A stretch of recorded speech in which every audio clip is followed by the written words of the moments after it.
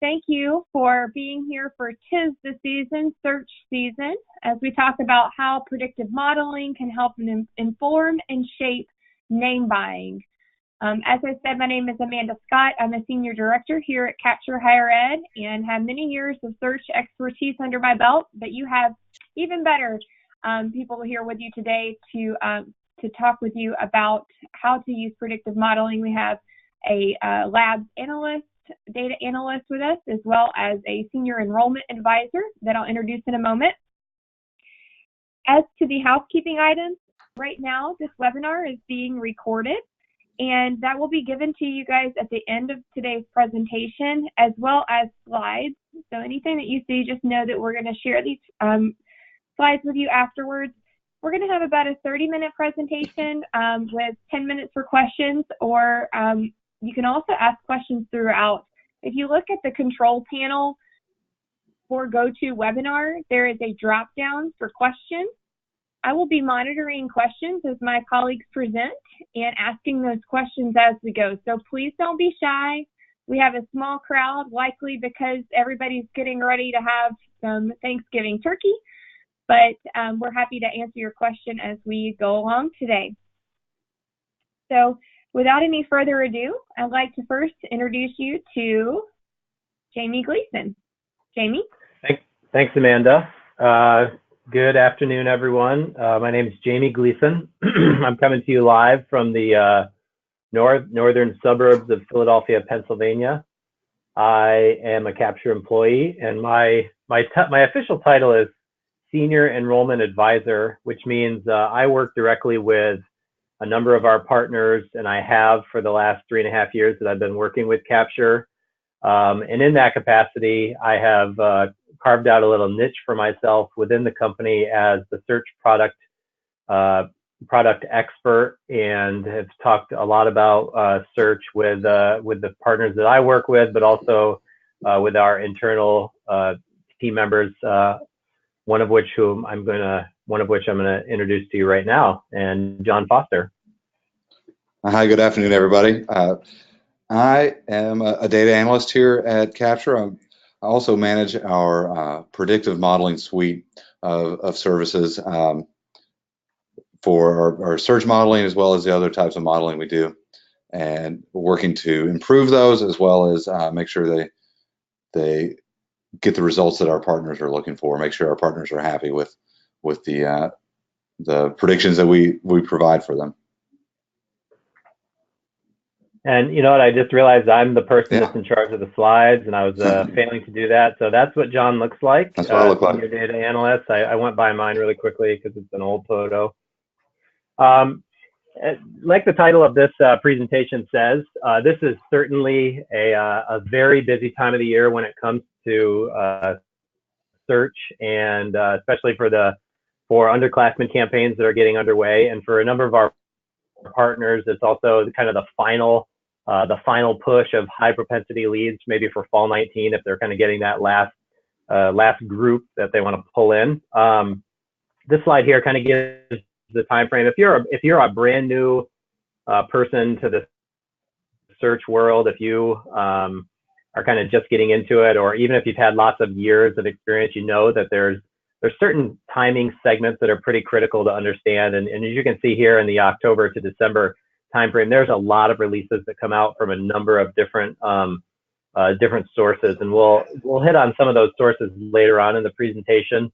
But just a few things to keep in mind, that timing relative to search is pretty critical, and it also is critical when it comes to the success of the campaigns that you're starting up. And John, you want to talk a little bit about some of the research you've done on that? Yeah, I've done some research into this, and that the research just generally shows that from now until like July is when you really want to start communicating to the next year's class, when you want to buy those names and start emailing them and your other communications. You can still buy some names for say 2019 at this point. You're just not going to get as many of them interested. So it really is time to start looking toward 2020. Our idea is that you buy the right names, which we're going to talk about in a minute, and you start at the right time. and that's how you you generate interest in your school from your search campaign. Yeah, one of the things that that has that I kind of keep pretty good track of and work with my our internal team here at Capture related to is that exact timing.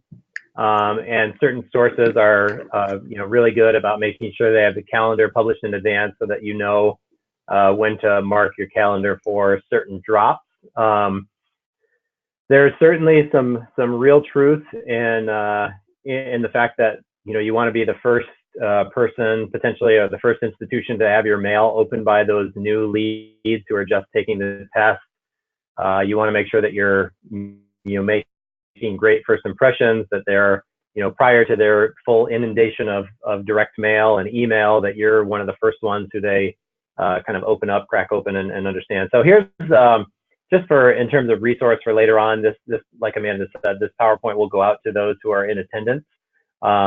But you'll have these links, so that way you can link directly to where these sources are, where these search dates are. NRCCUA doesn't necessarily publish these dates that I could actually find a link to on their website, but certainly just having gone through it, the Fall Advantage release just happened, and then they do both weekly and monthly releases for different programs depending on what type of partner you are with them for their services. One of the things that I do in terms of keeping track, I'm not very good with a lot of things. I forget my mom's birthday a lot, but certainly I have on my calendar throughout the entire year all the release dates for any of these sources, because they matter. Not that my mom doesn't matter. I'm not saying that. She does. Jamie, I'm going to say that I sent you all of them in the past, but I don't know your mom's birthday, so I could add that in. Yeah, no, it's in January, but we can talk about that later on.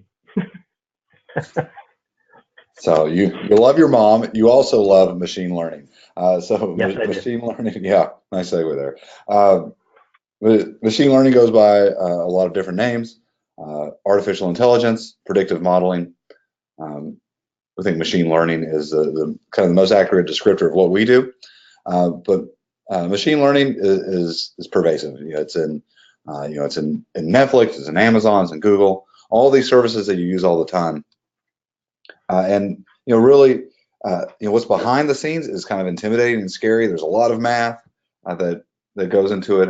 These big scary algorithms, but the output is actually very simple, right? It's a show recommendation of something that you'd like. It's something from Amazon that you'd be interested in. It's a Google search result that's tailored to the things that you've shown yourself interested in. So we use a similar technology, and we apply that to making predictions on what students are most likely to apply to your school. So, but the machine by itself, in some ways the machine is very smart. It can find patterns that no human would ever be able to find, that are just far too subtle. However, the machine is a little bit dumb in some ways, is that it can't make predictions on things that it doesn't have any background on. If you don't put anything into the model, if you don't put it into the model, the machine doesn't know to make a prediction on that. So the human can provide the context on that. Got a thumbs up and thumbs down here, referring to Pandora. So Pandora, of course, has a machine learning algorithm that guesses on what songs it thinks you will like, and it's pretty good. Gives you good songs most of the time, and and it takes in the feedback from your thumbs up and thumbs down. But sometimes there's a song that maybe fits with the rest of the songs that you would like. You just don't happen to like that song, or you don't like it today. There are subtle contextual parts that the machine just can't account for. In our world, an example would be we have a school in New York that really changed the way it was a technical background school, a lot of health sciences, and was moving more into liberal arts. And so the history on that school does not necessarily reflect the future. In some ways it does, So we can learn from that, but it also takes the expert to know which parts of that to really pay attention to and which not to. So the human provides the context around the machine, and so that's the approach we take. Yeah. Another example of that can be, every enrollment office has its travel patterns that it's kind of used to and typical of in the fall. And what I love about AI and the machine learning that we use as we are putting together our search is that it looks a lot, and we'll talk about this further in the presentation, it looks a lot of at markets that are similar to what your historical markets have been. And it actually is going to make those recommendations to say, hey, here's a state that might be, it might be 3 states over, it might be outside of your traditional primary market or secondary market. And it's going to put a high likelihood, within that new area. The difference is, though, you don't have money in your travel budget to say, hey, I'm gonna carve out, a week in this area that has never been a part of our association. So there's this. I like how you put it there, John, that there's a critical human component that has to understand how do we take these two worlds, that which is, the historic and the practical, and that which really falls into your budget, whether it's volume or travel or, just the resources that you have available, and then mixing that with recommendations from the machine. And it's a great dance. It's super fun. There can be times when it's like, you can find yourself really frustrated because you want to follow the recommendations, but you have to have limits at places. You have to say, I can only do this, even though it's making some recommendations otherwise. So for the context, or for the, oh, go ahead, John, sorry. Oh, I was just going to talk about these types of modeling. Was there something else you want to say? Nope, that was it. Okay. So we have 4 different types of models that we build. Today we're going to talk predominantly about the search model, which predicts which zip codes in the nation are most likely to yield the most students in terms of applicants. We also model out of your inquiry or suspect pool who's most likely to apply. That's our application model. Our enrollment model is out of your current admits, how many are going to enroll, as well as what's the individual likelihood of each student. And the financial aid model adds on to that the ability to optimize financial aid to drive enrollment. All of them take the same basic approach of the way we build a predictive model. They just apply it to a different group of students. So yeah, let's talk about the search model, how we get there. So we're a little bit more about kind of our approach. It is an empirically based approach. So we don't kind of, the old way to do it was to say, here are things that I think impact whether a student is going to apply or not. So you'd say, distance from campus, let's put that in. We'll say income, let's put that in. We'll say legacy and put that in. Whereas that's okay, but you're missing out on some things. So we instead take all the information we know about the student and we see what actually is relevant. Which things we don't just say we think this is what drives student enrollment. We say what are the things that actually predict, actually can make an accurate prediction of whether a student is going to apply and enroll.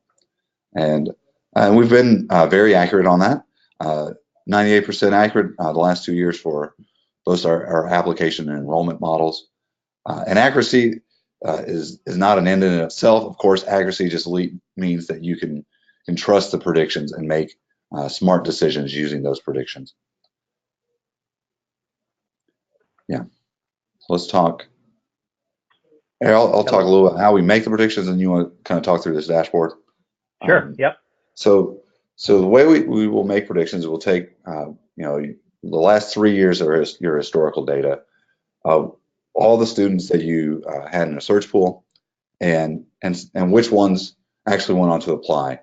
And we're going to look at them at the zip level. So we are going to take several hundred data points that we know about every zip code in the country and attach that to the file and say, which ones of these things is predictive of whether a student actually applied. So and Jamie alluded to this. This gives you a couple different things. You're going to have a lot of the zips in here that are predicted as very likely are ones where you've had success in the past. So you obviously want to keep searching them, but it also will find zip codes that look very similar to those that you've had success, but maybe you've never searched any names there. And so it's very powerful in that way, both zips where you've been successful and those that look like it. And just for the purposes of understanding a little bit more, some of the nuanced material, and this is not an exclusive claim that this is always used, but some of those likelihood or similarity factors could be things like, the annual gross income in the zip codes between the resounding historic successful market versus the new area that kind of that has the same features. That they might have the same annual gross income. They might have the same average, home value. They might have, the same number of students residents who might have a, graduate degree or something like that. Some of those items are the things that our machine takes into consideration. And while sometimes, for me personally, I sometimes think to myself, I often think to myself, I know I can do this really well. Like I used to be a director of admissions at a school where we would every time we did search, we would purchase, 64 cells in every buy, and we would slice the data down and figure out, different characteristics of each of those cells. But it really comes down to how fast can you do a math problem, and how much faster can the machine do those permutations of those several hundred factors within each zip code and come out with an outcome that's, obviously much more robust and full than that which I could do in a, years to do all this math on your own. Exactly. By hand. Yeah. And so that's where I take a lot of comfort actually in the fact that the machine's doing the permutations and running through those calculations at a rate that's far greater than my ability. And then, I think, as John alluded to earlier on, it's pulling out some of the subtleties in that information that potentially would have never been seen because of the different data points that are kind of being run in the background. When you're running permutations on 10,000 data points or 8,000 data points, it's like we're never going to have the time to do all those combinations of material. What you're looking at in front of you, and you can see here, it's called Envision Search. Obviously, this is actually the dashboard that the advisor, who is kind of the companion concierge that goes between every partner and our operations team.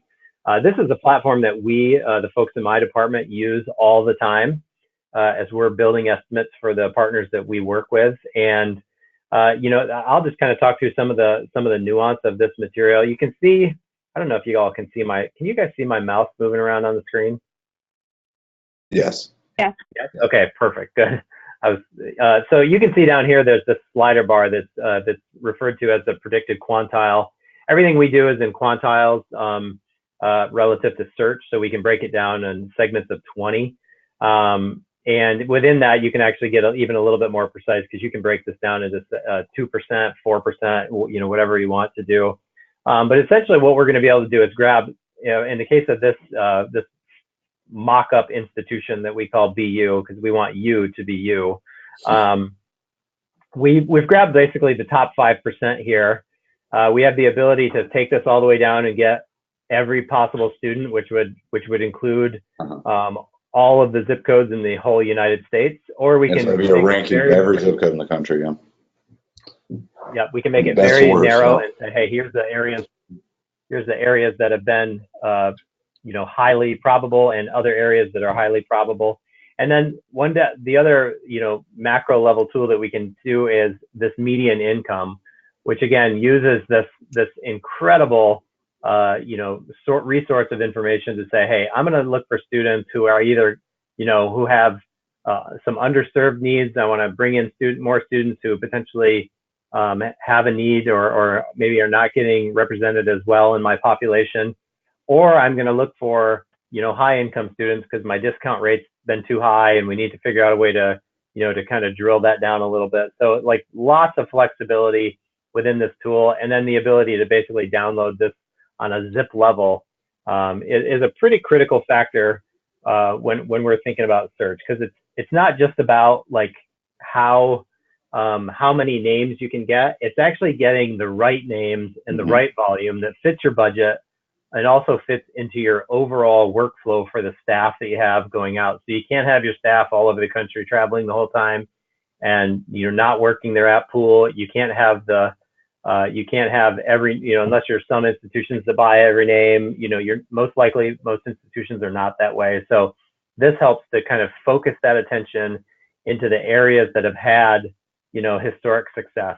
So instead, in this case, as you're looking at understanding the densities that we're representing here, we know that for this school, which is most likely, in the Philadelphia, North Jersey area or something like that, that we have some pockets of areas in, Columbus and DC and obviously over here in the Chicagoland area and in Detroit, where we can just go into whether it's SAT, EPS zones, or if we just want to have full, drill right into the precise zip codes, we can get these searches exactly focused on where the students have historically come from, and or big switch there, big toggle, and or the areas that look like our historic markets. John, you want to talk a little bit about the colors that you can see in the, Sure. in the background here? Oh yeah, so this would be a map of the top either 5 or 10% of zips for this school, and just within that, you'll see that the green ones. I believe the green ones are higher likelihood to apply, and blue is relatively less. But as we rank every zip code in the country from most likely to produce a lot of applicants to the least likely, and I think something that's very powerful about that is kind of the old way we would go about it before we had this model would be, for a school like this, would say, in the past, we've gotten a lot of students from New York and Chicago and DC. We've done well in those markets, so we should buy, the whole EPS zone or the whole metro area, all the names that fit our parameters in those areas. And doing that, we'd blow, 3/4 of our search names on those areas. Whereas now we could say, okay, Chicago is a growth area. We get some students from there, but we don't want to blow our entire volume there. What are the exact zip codes? Not the entire city, but what are the zip codes within that city where we're likely to have success, and spend a much smaller volume on that. So that we don't have to only target Chicago. We could target, Washington and we can target a lot more area of the country, getting a lot more relevant names. Yeah, and I think that leads to, let me just put out a reminder. If anyone has questions, grab that question box and feel free to write questions. We'll take them midstream. But I think one of the things that a map like this, or even what John just talked about, an automatic question that comes to mind is, or maybe a potential conclusion is, well, if we use your search model, does that mean that we have to buy less names? And that's a great question, right? If we're able to search, more precisely and get into the audience at a higher level of accuracy, then the question becomes, it's a good question. Can I ultimately buy less names or buy fewer names, maybe next year? The answer I always tell the partners I work with is, eventually that will be the case, right? Search is one of those things, it's a variable, and there's so many variables that impact that we want to make sure that we move the needle very precisely and very deliberately when it comes to volume. So, for many of the partners that I have been working with over the last number of years, and it might be the case for many of the people who are on the phone today, the big area of focus is, hey, I need to have more apps. I need to get my app pipeline up because it's been, trending down, or it's been flat for the last couple of years, and we're adding these programs, so it needs to grow. So obviously, like as any, marathon runner will tell you, you should never increase your distance and your time at the same time. So if you're looking to build programs, the logic is you should never try to reduce the number of the volume that you're trying to use in order to get to that end. But I do hold out this bit of, this 5 years, 3 years down the road, something like that, this hope in my head that as we have seen this model perform, and as we have seen, work with partners with it for over the duration, that we will ultimately be able to see a reduction, and it might be a slight reduction, but a reduction in the amount of top end that we're adding into the pipeline. I never make that as a promise. I definitely never make it as a guarantee that, in year one, we're gonna take your name buys down by 30%, because I think that would be foolish. Especially in year one, there's a lot of learning that goes on. But I think that there is some value, and it just makes sense. Is if we're having more strategic buys and we're going more strategically in the areas that we're looking at, as long as there's not this big macro level migration of people or recession that changes what that zip code looks like, or the area or the population within, then the ultimate end should be that we will be able to buy fewer names eventually. And that eventually is a big, I like to, nice nebulous term, so that way it's out there and we can understand more. As we learn more, it makes us better, and it makes the machine, the machine learns more and understands more as well. Yeah. One of my favorite parts about it is using this machine learning technology to create new markets. And we've hit on this quite a bit already, but a lot of times, partners will come to me and say, okay, here's what we have going on. We've done well here in the Northeast. We've done well here in the Southeast. Like, we need to expand beyond those areas because we've all read the census data. We all know what the high school graduate scenario looks like in the Northeast, blah, blah, blah. All those kind of things. And they're critical. Those are important things, because that is the population on which your budget is built. And if it's dwindling, then absolutely, we need to find new places to find those students. Right, and set yourself up for future years when. Exactly. Yeah.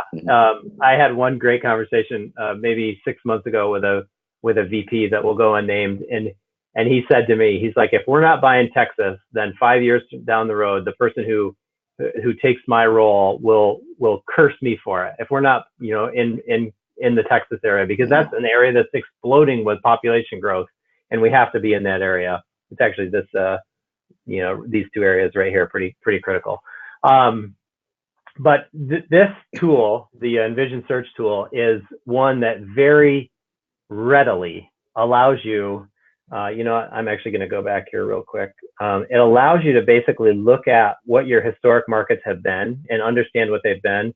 And you can see here, there's some states listed down below this median income bar is a listing of all the states that we could select or deselect. And in my process of looking at new markets, what I will do is deselect all primary and secondary markets of the past, any sort of developmental market where we've ever been, and say, I'm just gonna put those on the shelf for right now, and I'm gonna look at only states where we have never traveled, where we've never purchased, and what bubbles to the surface when I look at that top 5% of only these areas, and then I can build out those markets around there. And this is kind of where the art and science of search really comes to bear, because you're allowed to take the human component, the understanding, the general understanding of, okay, this is how much we have relative to volume, relative to your internal name purchase budget, and then break it up according to percentages and say, hey, I'm going to get 10% in Southern California. I'm going to put another 15% in the Dallas, Houston area, and then I'm going to take a little 5% and work around Atlanta and try to build those markets out, and then put some more in Chicago. So you're allowed to kind of carve that out and make a strategy on how you're going to develop those markets. And we all know that the development of new markets takes time. Like, it's a 3-year process at minimum. And to be able to have a strategic outlook on, like, this is what it looks like now, here's what it's going to look like in the next year. These are all things that the machine helps us and enables us to kind of see and forecast. It makes it super, super slick in terms of developing and exploring new markets. Right. Yeah. Again, you're not buying all the names in Dallas. You're buying the specific zip codes that are similar to ones where you've had success in the past. Yep. Absolutely. John, you want to talk about this one, sure. Or you want me to take this one on? Yeah, I can talk about it. So another step beyond buying names that this process informs is counselor travel. So we also make a prediction and ranking on all the schools in the country of which ones What's the best school to send your admissions counselors? And you'll see a map here for a specific school. You see a ranking of all the public schools and the private schools in the country, and where should you be sending your admissions counselors? Where are they going to have the most success in drumming up applicants? Mm-hmm. This is, like I like to. I've read a lot of books where Google is the featured. Like they have such great ideas. I just want to throw out credit. We have a current employee who came to us and said, how can we use this in order to help our partners, help schools to travel smarter. And we, kind of put our heads together and thought, this is possibly a way that we can kind of take this machine and apply it to those area high schools. And if you think about it, if you have a regional rep across the country, to be able to direct their, if you have a certain number of hours that they have, in a certain number of months, and you want to help them understand, like, what is the best possible use of your time, without being a micromanager, of course, because no one really likes that. But like, how do we help direct that effort and help make that, the most valuable as possible, so that they're not just kind of picking a list of schools and, going there. Like, this is absolutely the way to do it. And that it's been a cool tool to play with and watch how it can be, used and applied in that area. Right. And all of our modeling is about prioritization, right? So in this case, it's like, you have an invitation to a fair at Medford High and at Pinkerton Academy, or one further down the list. I was just choosing two off this list. You say, well, let's send them to Medford High that day because we're more likely to have success there. Mm-hmm. It's all about prioritization. You have limited time and money. How do you spend that the best way you can? Yeah, and certainly with travel, because it's I remember when I was the director of admissions, that was one of the biggest line items in there, and often the hardest one to collect an ROI on. So if in that case, the more you can think about it and spend those dollars wisely, I think is pretty clutch.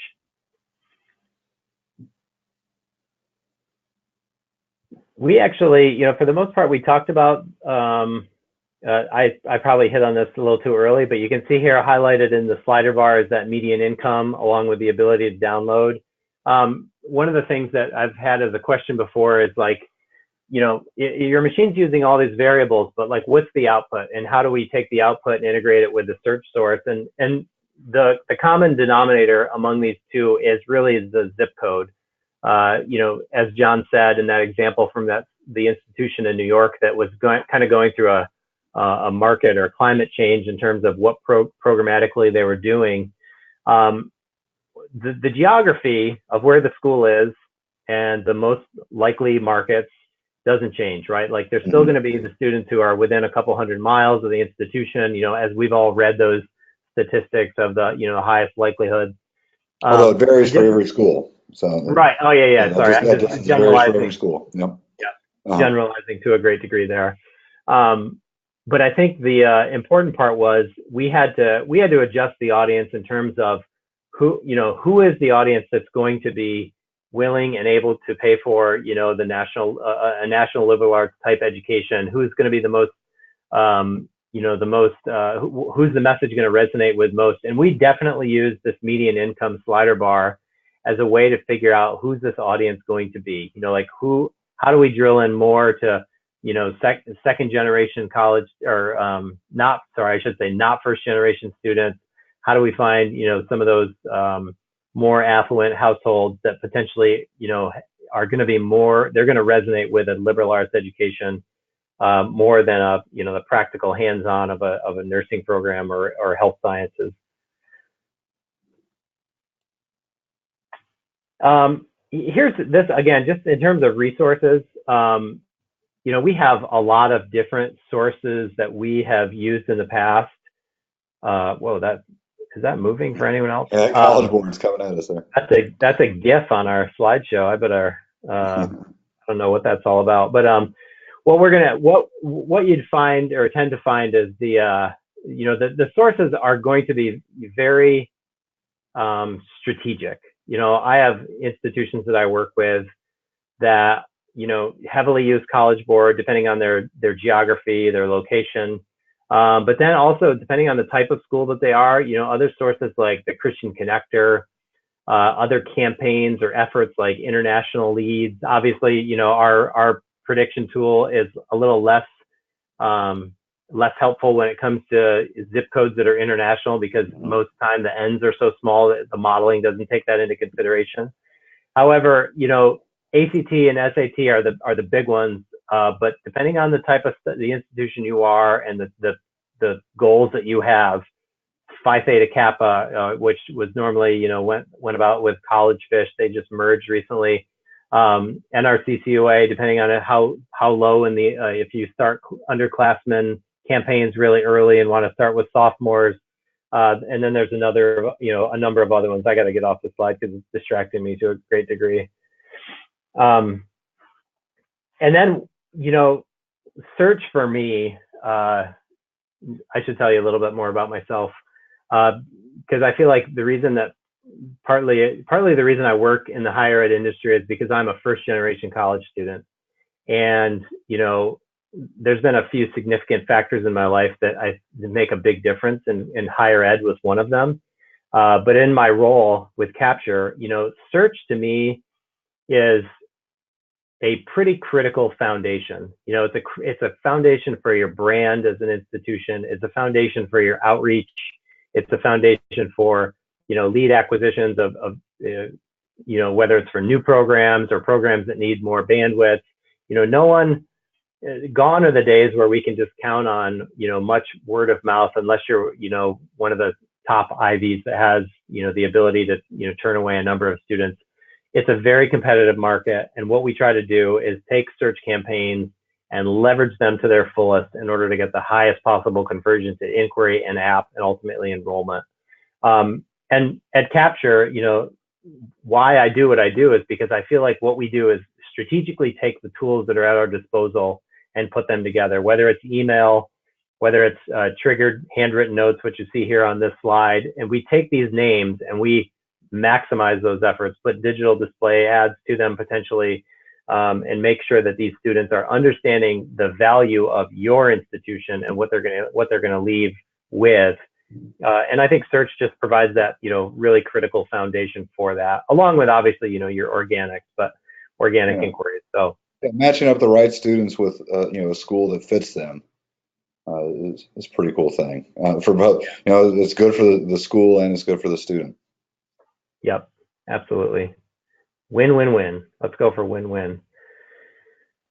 So with this material that, just in terms of like the solutions that Capture brings to the table, we do all the, some of my counterparts in the advisory services in the department here at Capture totally think I'm a nerd, right? They totally think that because I love doing search, which I do, it's like I am just this total geek. But I think it's because I can see how it plays into the integration of all other things, right? Like we can do marketing automation because we have a bigger lead pool. We can do the right messaging. We can build, strategic messages by program. We can build out like items that are just very, very important to the success of that conversion into a student. And the screen that you see here is the dashboard that we watch as we track students and as we understand what they're doing when they're responding to some of our outgoing messaging. We're helping them to we're helping to see, hey, what are the questions that they're bringing to the table? Are they going to the financial aid page of your website a lot?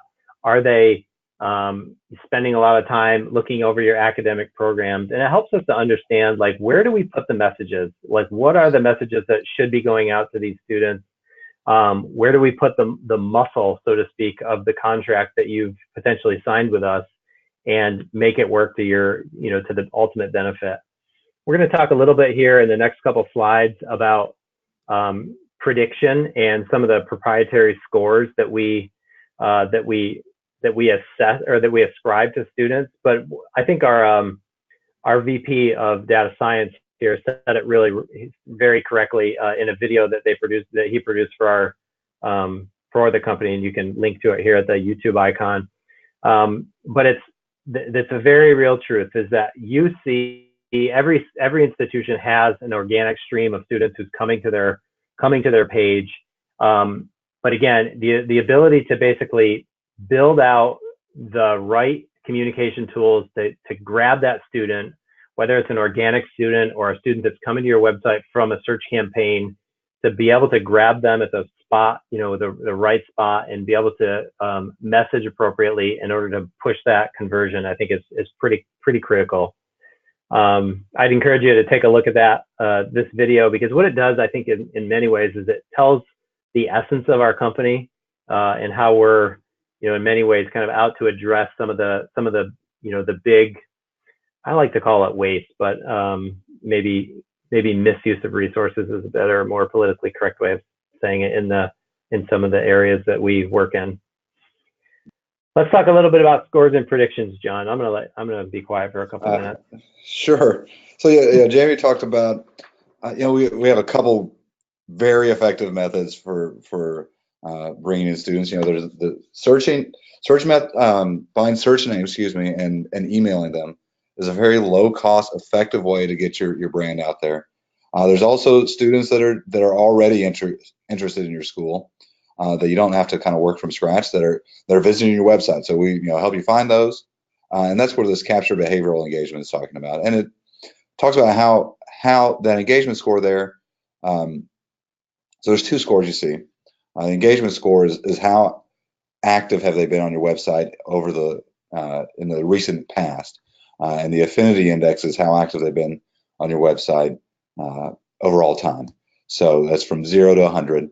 So that lets you zero in on those students who are actively engaging with your school's website. They're very interested in you. We also so below that you'll see an application prediction, enrollment prediction. So we make a prediction on those applicant, or who's most likely to apply out of your suspects or inquiries. And so even those students who aren't visiting the website, you have an idea of which ones are most likely to apply. And enrollment, we also make a prediction out of your admitted students, which ones are most likely to enroll. So all that information is kind of available to you there. Yeah. Yeah, let me make one, and I know I'm talking a lot, so I'm really sorry for those of you who are listening in, because I really get revved up when it comes to this kind of stuff. But if you think about these 4 scores, I'm fortunate enough to have a number of partners who have different applicant and enrollment models, and they're also using our behavioral analytics.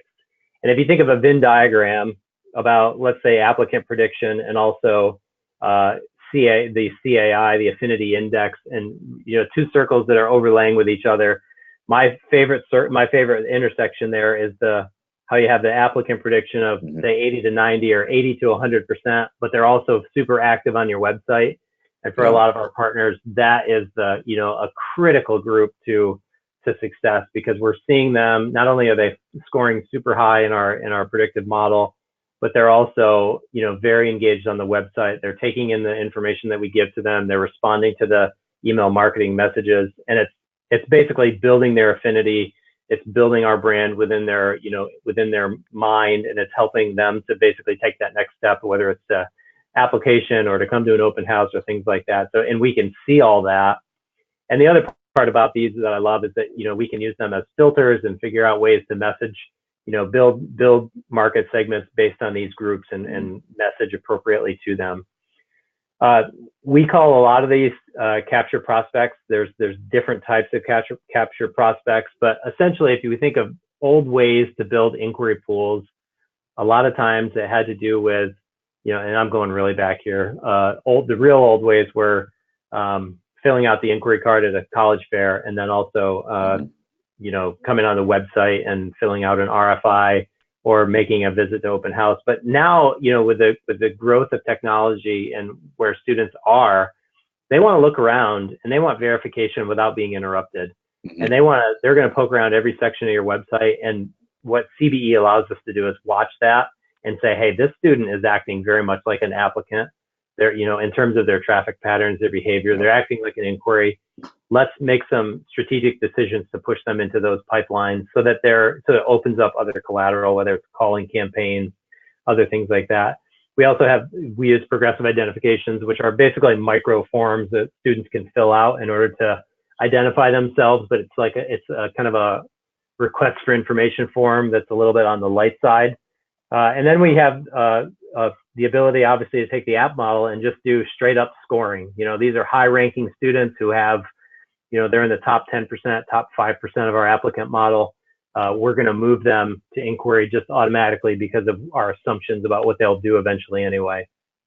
And then there's the obvious here is the organic, which are the traditional ones that I spoke about earlier.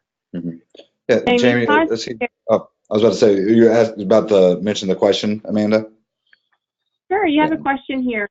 How can you make an enrollment prediction? Is a question from Jamie. Sure. So yeah, the way we make enrollment predictions is similar to what we've described, but we'll take 3 years of your historic data of all of your admitted students and any data you have on them, and then we will append several hundred additional data points on those students, and then make predictions from there. What are the things that are similar between students, those admitted students that enrolled versus ones who didn't? And we will make a prediction of who's most likely to enroll, as well as a group level enrollment prediction out of those admitted students, how many of them are likely to yield. If you have an additional question on that, if that wasn't enough, let us know. And we're gonna, I know we're going a little long on time, so we're gonna go pretty quickly here over the next couple of slides, but capture prospects, just so that you know how we think about them. By no means are we taking every student who opens an email or goes to your website or anything like that and making them into a capture prospect. These are pretty strategic decisions in terms of how students are responding, and in most cases, it is actually how the student's responding that's driving this recommendation to make a student into a prospect. The behavior that they're exhibiting on the website is what pushes them to that point. And we can see here that traditional inquiries are still, in many ways, they're going to be the lion's share of the pipeline that you have at the top of the funnel, so to speak. And capture prospects are going to make a small but powerful, that's what I'll say, a small but powerful portion of that inquiry pool. Right. You see that combination of kind of that search along with the CVE, like that both contribute, quite a bit to your enrolled class. Yep, absolutely. One more question for you guys. So how many data points do you need in order to make a prediction, such as if you have a smaller graduate program online? What needs to be your... Mm-hmm. Sure. So a smaller online graduate program, we from there we could still make. There's probably some limitations on which models we could do. The search model, all we would really need is we would need a list of students who all your suspects or inquiries from the last few years, as well as whether they applied or not, and their zip code. Or is the basic level thing we would need for a search model. For an applicant model, a few more data points would be useful. For a small graduate program, an enrollment model is probably not appropriate. For a large graduate program, possibly, but for an enrollment prediction, we need the class to be probably a couple hundred students per year. So that would be a limitation on an enrollment model, but not on like a search model. That's a really good question. I think that sometimes I think partners and potential partners might be fearful that, oh no, I don't have all the data that Capture needs in order to create such a model.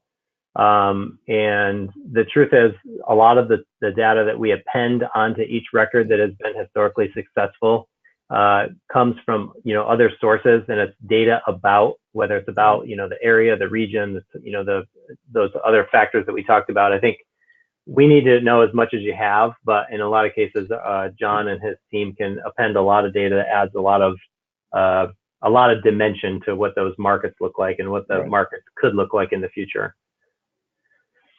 So this is the final slide in our presentation, and it really goes into like, the how do I start, which is probably, maybe if you're new to search and you just listen to this presentation, it's very possible that there could be a slight feeling of being overwhelmed of where do I start. And I think the key that we want to emphasize is that you start by continuing to ask questions, and that those questions can be asked of us.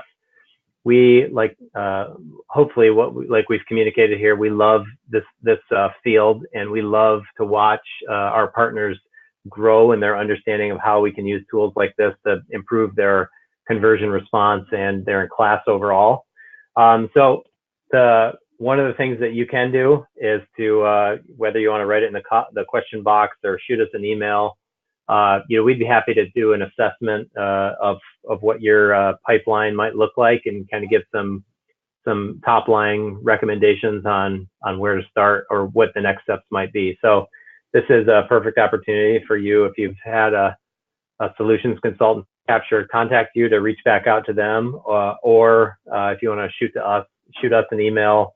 I think you'll get, Amanda, our email and stuff goes out with this presentation as well. So you can feel free to contact myself, John, Amanda, or just go to the Capture website and hit us up there. We can figure out a way to get back to you for sure.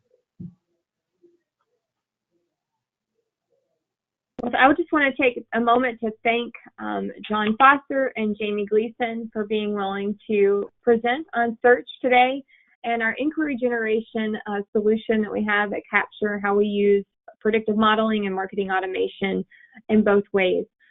As Jamie said, if you would like to follow up with a complimentary inquiry generation assessment, we are happy to do so. As you could tell, Jamie really geeks out on this stuff, and he would love to learn all about school.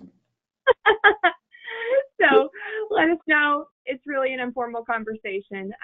And we will have an email go out with this presentation and a way to easily contact us back. So everyone, have a great Thanksgiving, and thank you for coming to a Capture-sponsored webinar.